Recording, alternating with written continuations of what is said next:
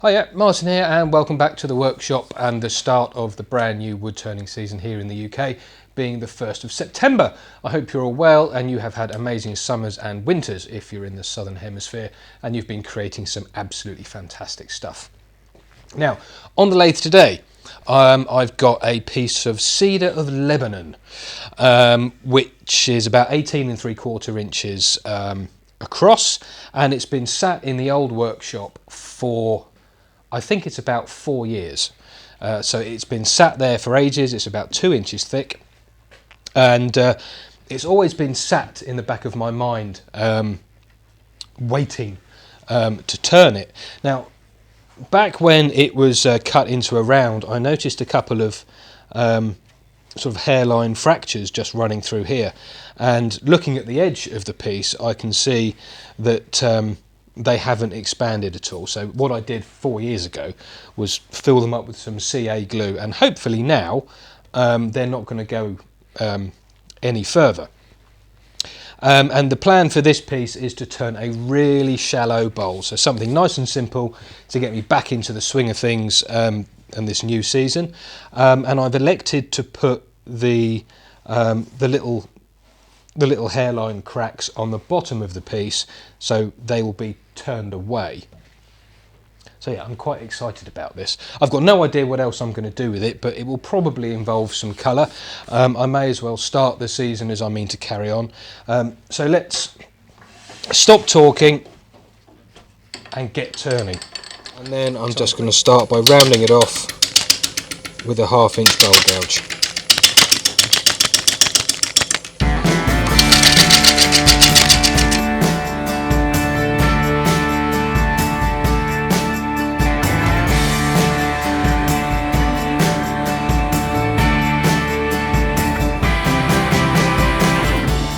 So next up I'm going to flatten off the bottom.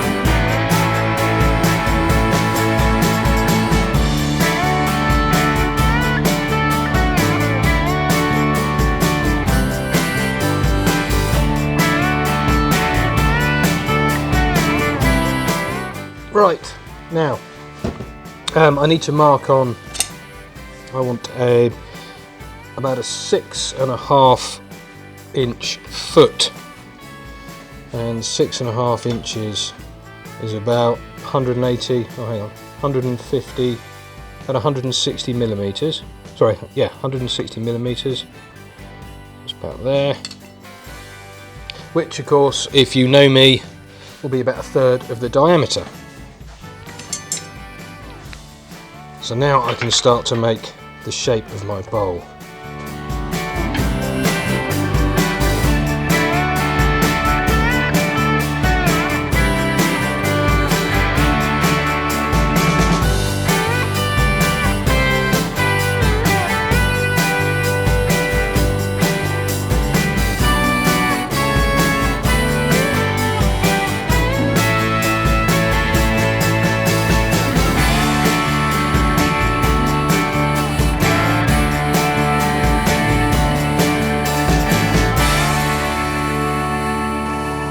And then I think I'm going to change to a 3/8 gouge so I get a much finer cut. But for the moment, though, I'm quite pleased with it.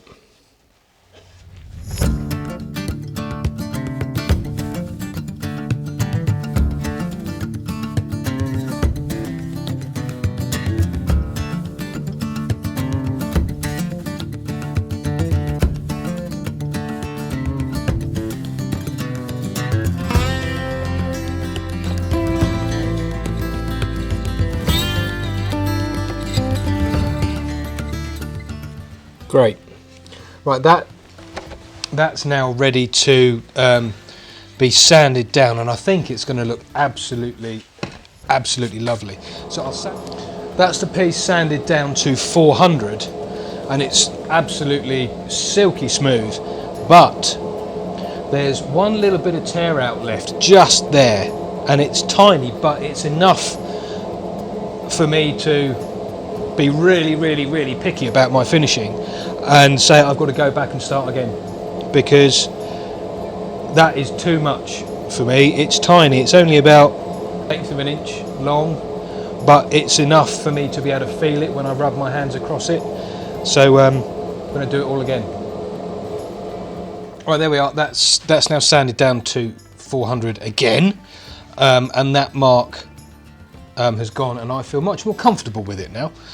Now, before I put any finish on it, I want to put one of my little coins in the bottom of the piece before I turn it round and use the vacuum chuck to do the inside. So I've just marked on there a little circle that will allow me to glue that in. So I'll use the diamond tip parting tool just to get in there.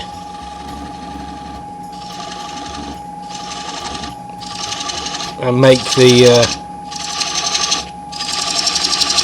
little recess for it.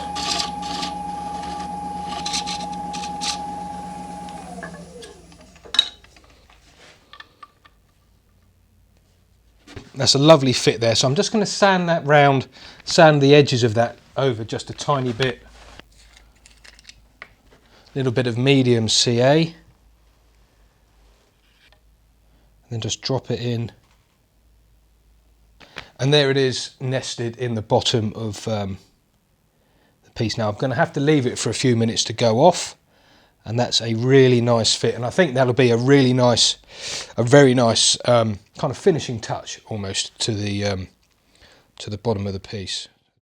The glue on the coin has gone off nicely, and now I think I don't want to add any colour to this side. So I'm going to put at least one coat of Danish oil on, just to see how nicely it brings up the wood, and already I can see it's just lovely. And I think with 2 or 3 coats it's going to be absolutely stunning. Normally cedar's fairly boring, but with these features here I think it's going to be quite a stunning piece. So I'll put on at least 2 coats, I think. Yeah, 2 coats. So I'm going to leave that 20 minutes, put on another coat, and then come back to it tomorrow. Morning. Well, today is tomorrow, so the 2nd of September, and I've come back to the shop this morning to find this. It's gone off really nicely. That oil has done a fantastic job, but now I need to reverse it so I can do the inside of the piece. So I've set up the vacuum chuck with the 6-inch chuck, ready to reverse the piece. Now I also got one of these, which is a threaded Morse taper thing that screws into the chuck. So I've taken the whole piece off the lathe, including the chuck and the faceplate, so it sits like that, and then the Morse taper goes into the tailstock like so. You can then wind that into the vacuum chuck when I turn it on. Then I can wind the tailstock back out, remove the threaded taper, remove the chuck, and that has got a really nice, a really good seal on that. So I'm very pleased with that. And now I need to very carefully turn the inside of the piece, and let's get going.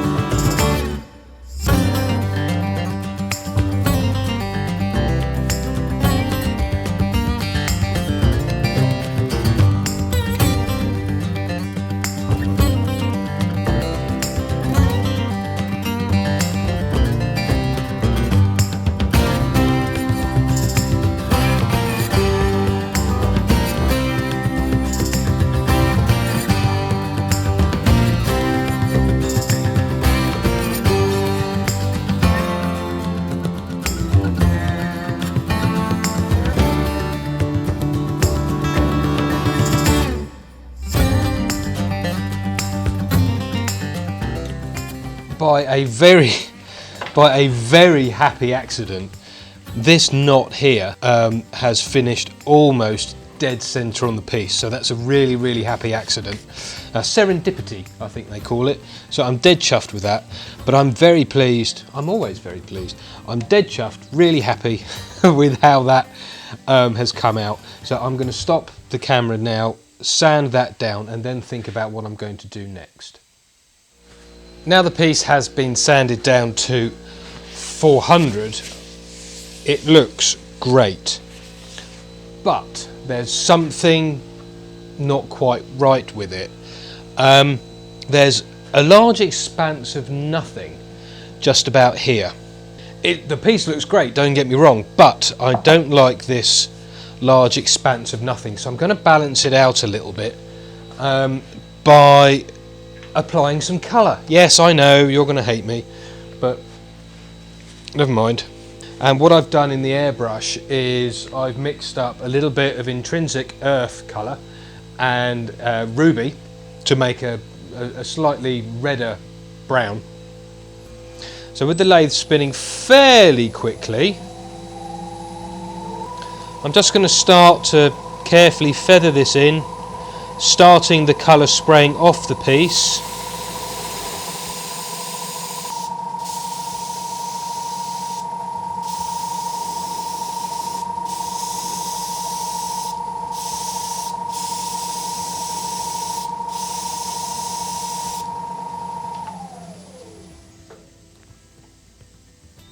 So I'm going to leave that to dry.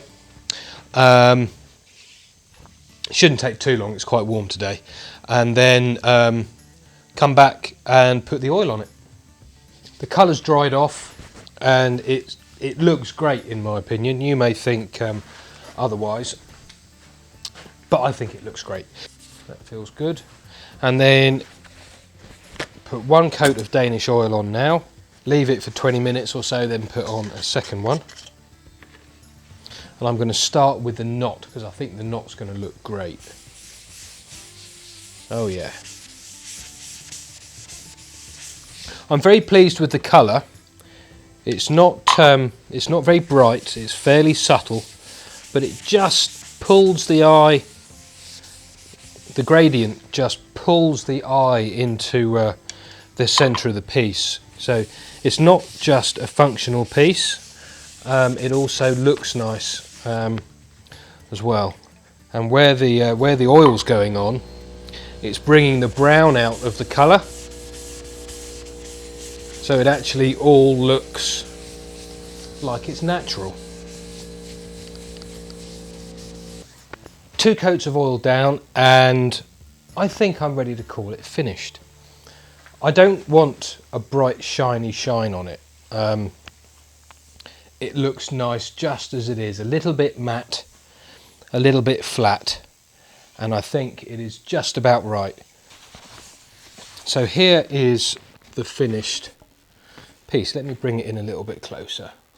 So it's quite shallow, but it's definitely kind of dishy bowl shaped, and the colour on the front has come out really nicely, and there's the maker's coin on the back. Overall, I'm very happy with it. It's really nice to be back at the lathe, I can tell you. And I'm looking forward to getting a few more projects done for you over the next few months on the run up to Christmas. I've got some nice ideas.